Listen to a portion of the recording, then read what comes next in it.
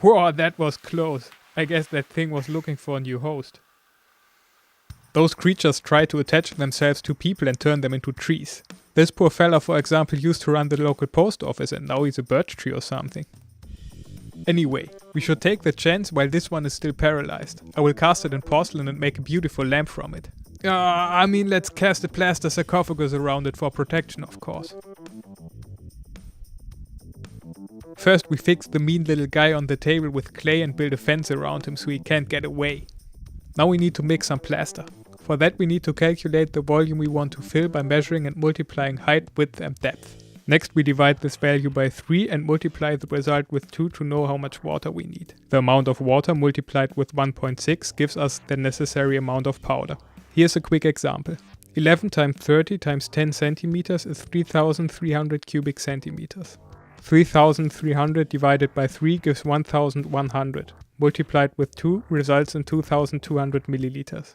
And 2200 times 1.6 is around 3.5 kilos.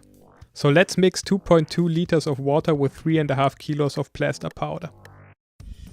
I sprinkle it in quickly but don't rush it. Then allow it to sit and soak for a moment. After that some proper stirring. I knock the air bubbles to the surface, scoop them out and the plaster is ready to pour.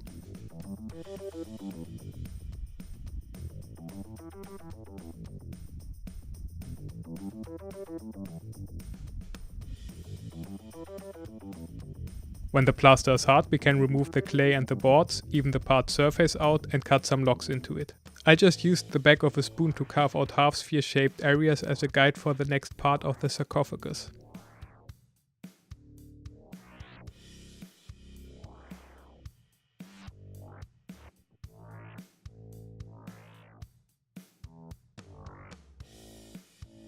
You might wonder now, hey, why don't we just plaster in the whole thing in one go for good?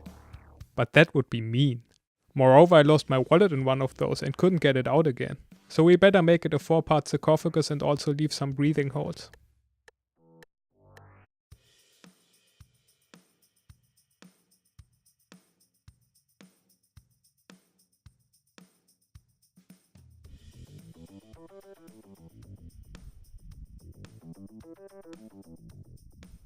Now it's obviously time for security tests. We put the pieces together and hold them in place with high performance tension straps.